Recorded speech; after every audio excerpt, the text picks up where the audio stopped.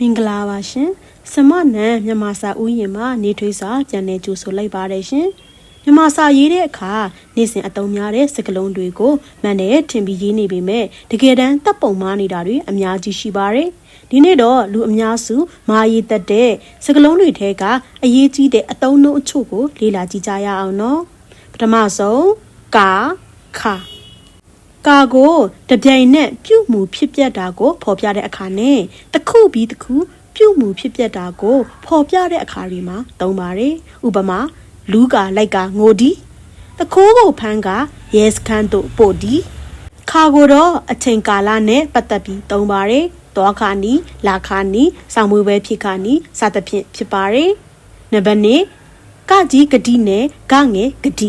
ကကြီးနဲ့ဂတိဆိုတာတဘောတူညီချက်အာမခံစကားပြောခြင်းဖြစ်ပါတယ်။ဒါကြောင့်ဝန်ခံဂတိပြုတည်ဟုရေးရပါမယ်။ဝန်ခံဂတိပြုတည်ဟုဂငယ်နဲ့ရေးလင်မှာပါတယ်။ဂငယ်ဂတိကိုတော့သူဂတိအဂတိစတဲ့စကားလုံးတွေမှာသုံးပါတယ်။နံပါတ်3ကပ်ပြားမပုံတင်ကပ်ပြားစာမွေးပွဲဖြည့်ဆိုခွင့်ကပ်ပြားစတာတွေကို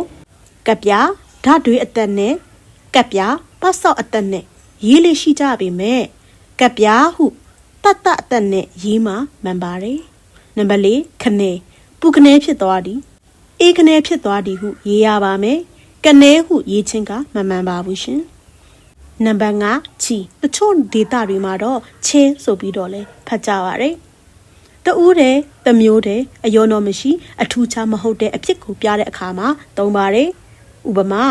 မုတ်တွေကိုသူချီအကုံစားပစ်တယ်ဟုရေးရပါမယ်သူချီဟုရေးလေမှာပါတယ်နံပါတ်6ခောက်ခွေးနတ်သက်ခန်းနဲ့ခောက်ခွေးမတ်သက်ခန်းစာတင်ခန်းအိတ်ခန်းခန်းမဒီလိုနေရာတွေမှာခောက်ခွေးနတ်သက်ခန်းနဲ့ရေးရပါမယ်အခန်းအနာကျောင်းသစ်ခန်းတို့ကိုခောက်ခွေးမတ်သက်ခန်းနဲ့ရေးရပါတယ်နံပါတ်9တိုက်ခိုက်နဲ့တိုက်ခတ်ပါရန်သူကိုတိုက်ခိုက်သည်လေတိုက်ခတ်သည်ဟုရေးရပါမယ်လေတိုက်ခိုက်သည်ဟုရေးမယ်ဆိုရင်မှားပါတယ်နံပါတ်10ပတ်သက်ထုံနဲ့တတ်ထုံအတွင်းသို့ထဲ့သွင်းထုတ်